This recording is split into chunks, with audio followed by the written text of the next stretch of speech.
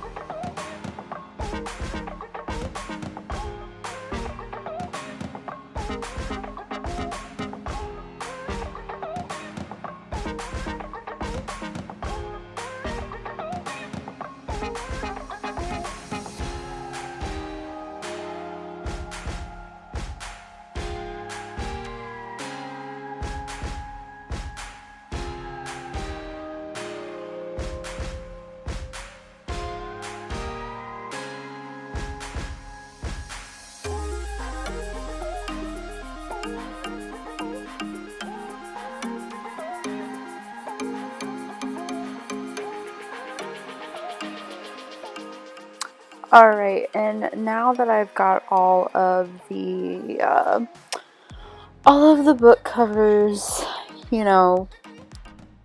cropped and ready to go, this is where I started to plan, like, where I wanted them in the moon, which wasn't too difficult because they're all generally in the same pose and it's generally the same amount. The only one that was a problem was I don't know what character that is, but the girl in the red, because it's most of her body and the rest of them are just about from the chest up shots.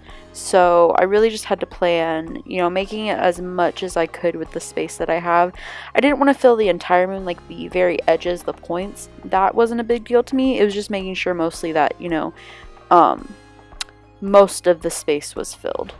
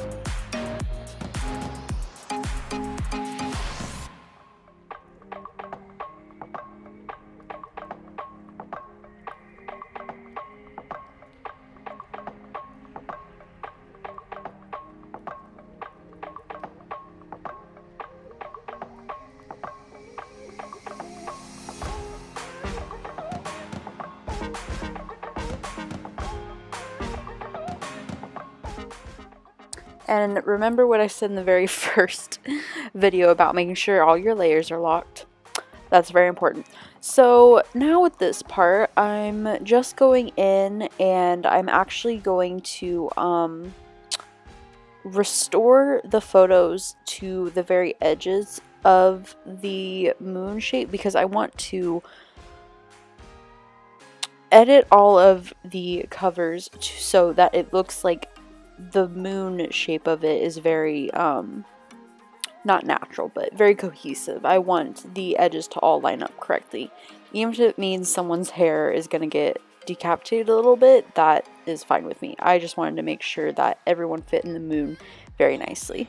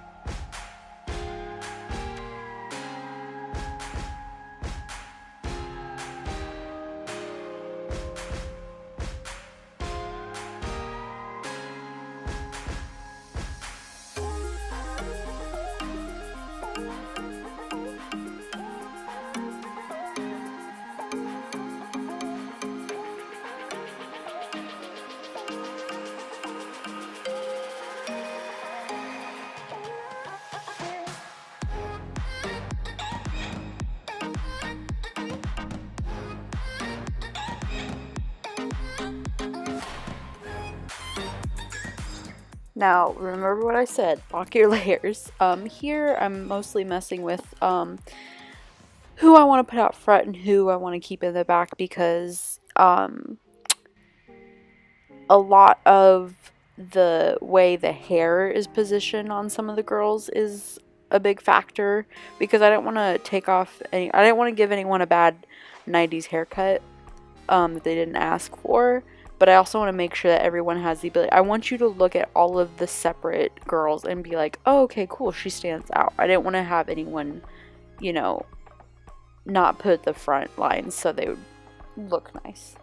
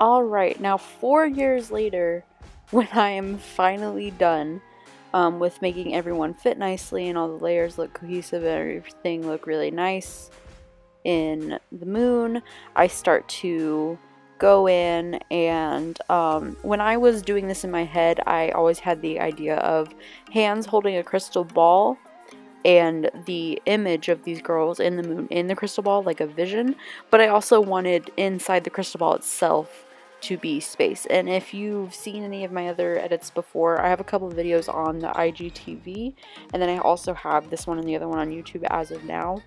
But I do the background the very last. Like I make sure I get everything working how I want it, how I see it in my head first, and then I start to think about backgrounds. For right now, I'm just getting different hands, seeing which one I would like best for the crystal ball, and going from there.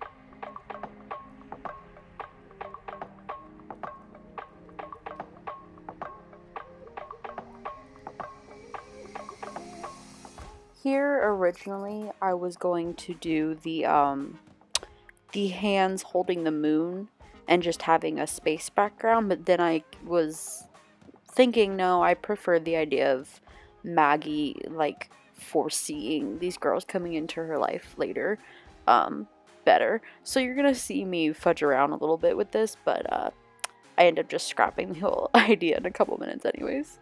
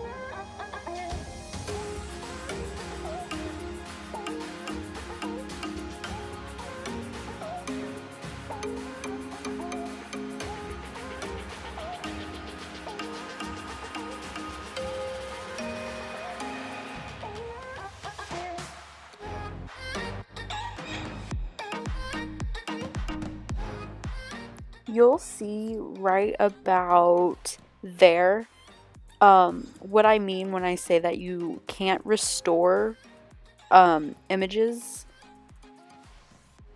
when you're using the eraser tool, because if you start to restore them, because when you look up a transparent image online and you put that in this to make an edit or whatever may have you Photoshop wise, when you start to restore it, it doesn't restore itself the way a transparent image does. It restores it before whoever made it transparent and uploaded it on the internet as transparent. You see what I mean?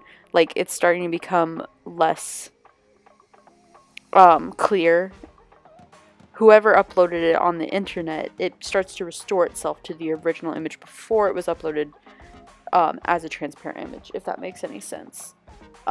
So just be careful with that. With this, it wasn't a big deal because I was looking for that like frosted glass look of the crystal ball, but that's just a forewarning to anyone who doesn't like that look.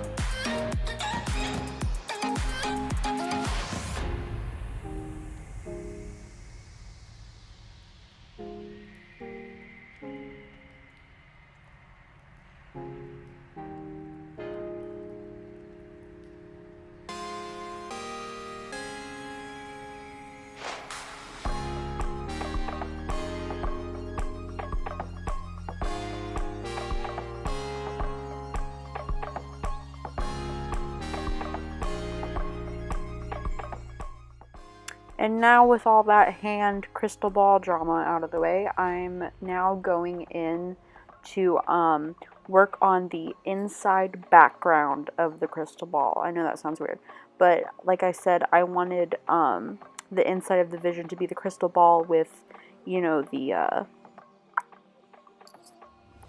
moon, but then I wanted the background behind that also in the vision to be like impending doom slash darkness, if that makes any sense.